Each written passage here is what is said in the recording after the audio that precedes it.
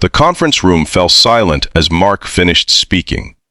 His boss, Catherine, sat across from him, tears welling in her eyes. What had begun as a casual conversation about the company holiday party had unexpectedly revealed the profound sacrifice one man had made for love, a love that transcended romance. If you've ever wondered about the hidden struggles of single parents, or felt the weight of choosing between your heart and your responsibilities, this story will resonate deeply with you. Like, subscribe, and join me on this journey that reminds us what true love really means. Mark Jenkins stared at the blinking cursor on his computer screen, the quarterly report only half finished despite the late hour. The office had emptied hours ago, leaving just the hum of the air conditioning and occasional ping of a late-night email. He rubbed his tired eyes, glancing at the framed photo on his desk, his daughter Emma's gap-toothed smile beaming back at him. 8 years old, and already so much like her mother. The thought sent a familiar ache through his chest. 4 years since Sarah's death, and some days the loss still felt as raw as the day the doctors had delivered the news. Stage 4. Terminal. 6 months at most. They'd gotten 5. His phone buzzed with a text from Mrs. Abernathy, their elderly neighbor, who watched Emma after school. "Emma's asleep. Take your time. She finished her science project. Quite the little astronomer you're raising." Mark smiled, typing a quick thank you. He'd be home within the hour. Mrs. Abernathy was a godsend, but he tried not to impose too much. Single parenting was a constant balancing act, one he was still learning to master. "You're still here." Mark looked up to find Catherine Reynolds, his boss and the company's marketing director, standing in his doorway. At 42, Catherine commanded respect throughout the office with her sharp intelligence and no-nonsense leadership style.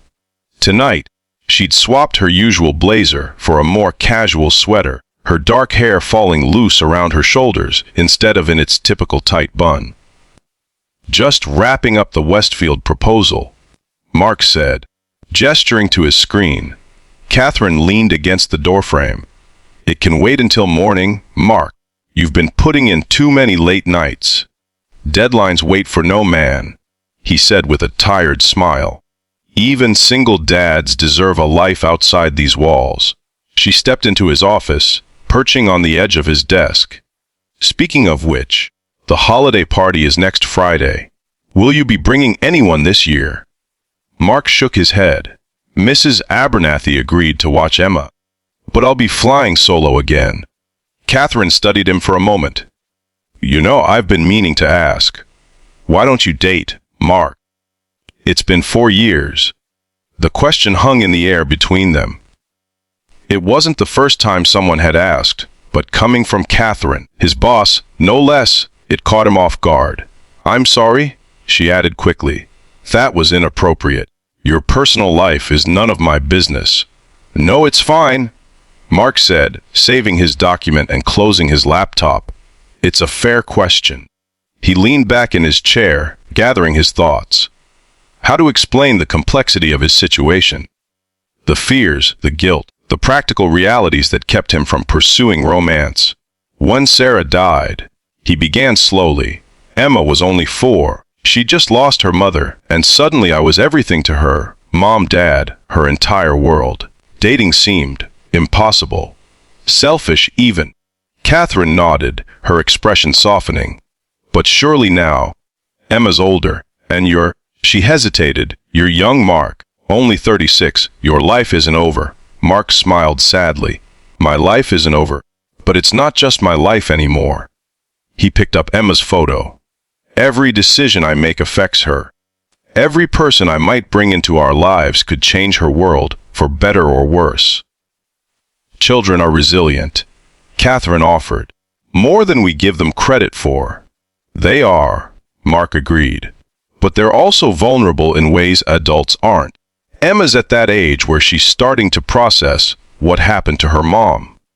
She asks questions I don't always have answers for. She has nightmares sometimes, where she loses me too. Catherine's eyes widened slightly. The thing is, Mark continued, dating isn't just about finding someone I connect with.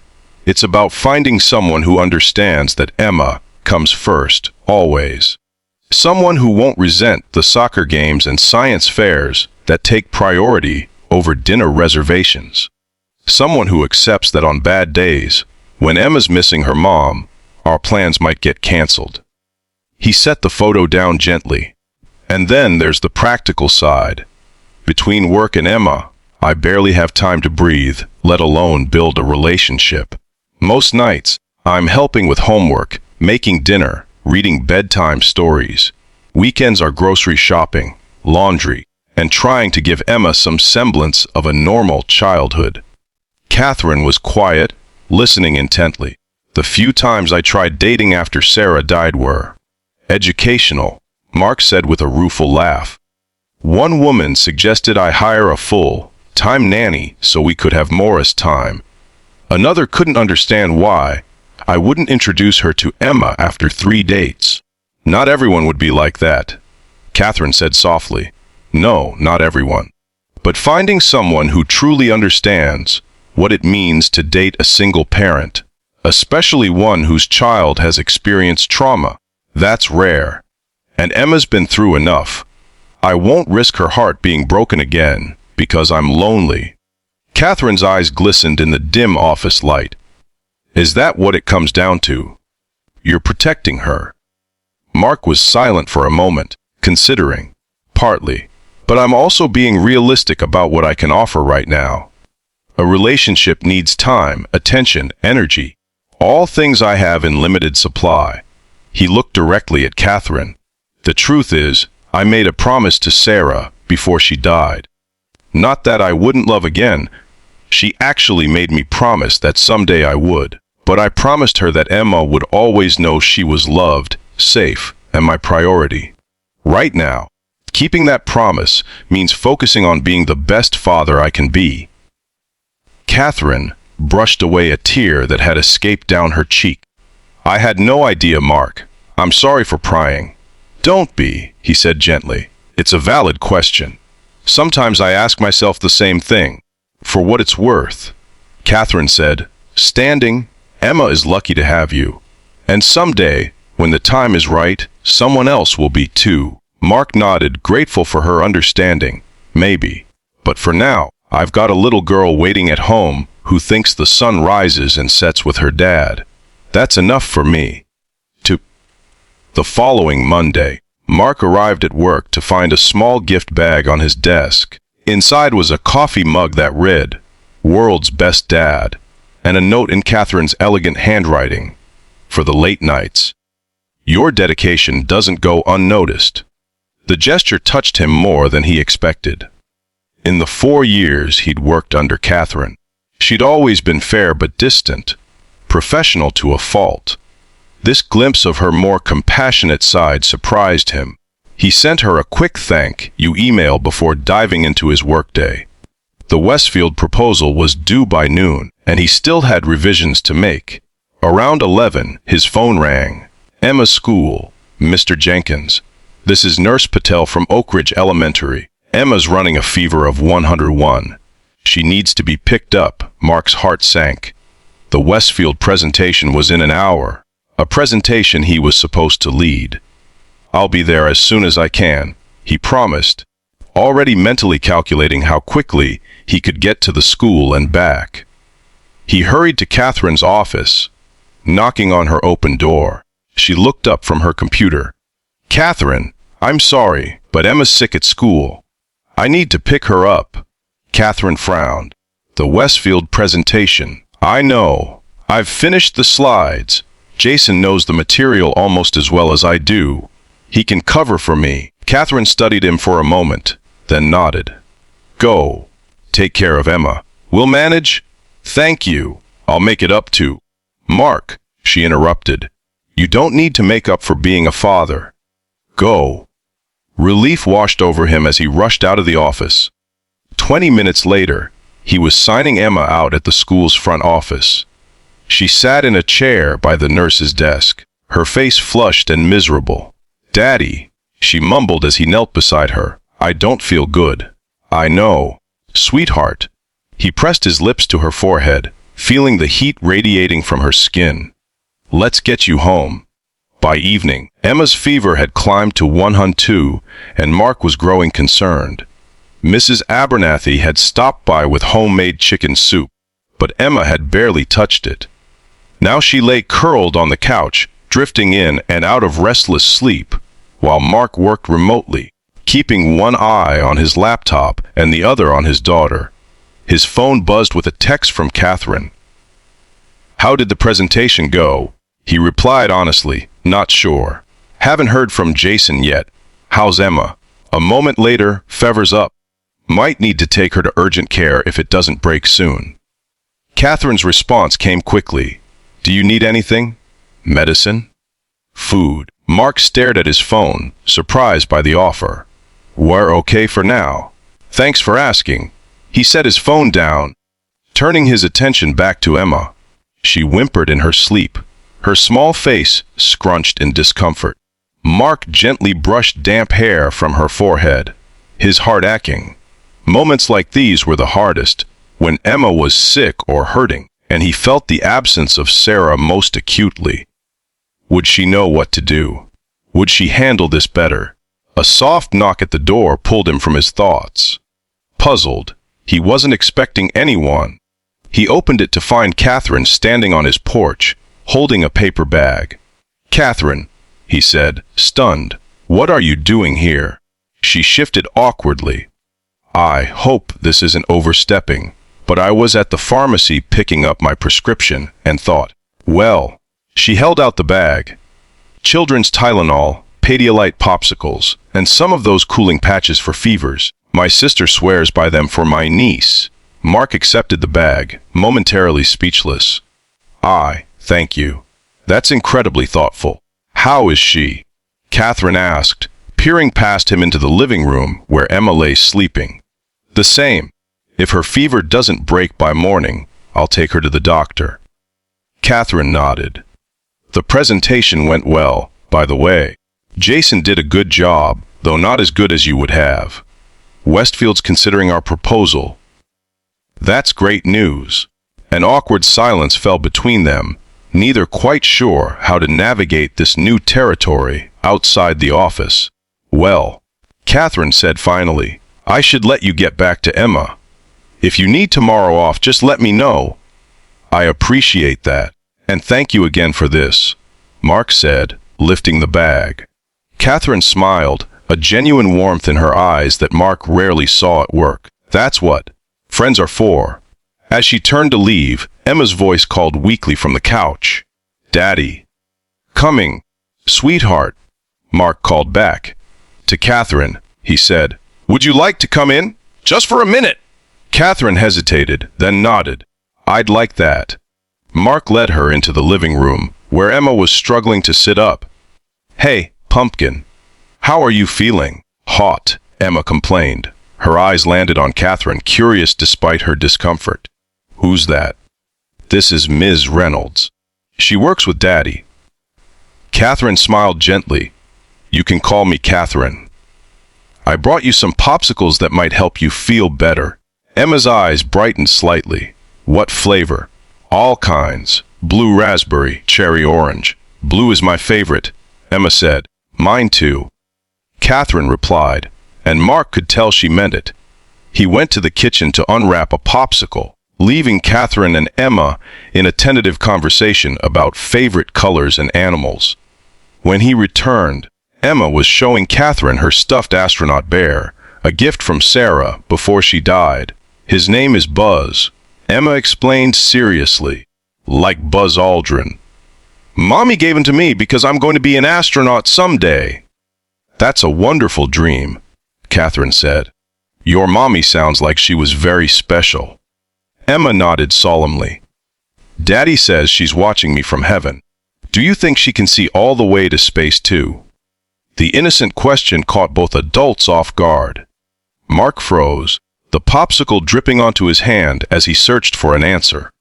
Catherine glanced at him, then back to Emma. I think, she said carefully, That love is the strongest force in the universe. Stronger than gravity, stronger than light. So if your mommy loves you, and I'm sure she does very much, then yes, she can see all the way to space and beyond. Emma considered this, then nodded, satisfied. That's what I think too. Mark handed Emma the popsicle, mouthing a silent, "Thank you," to Catherine over his daughter's head. Something shifted between them in that moment. A new understanding, perhaps. Or the beginning of one. Key.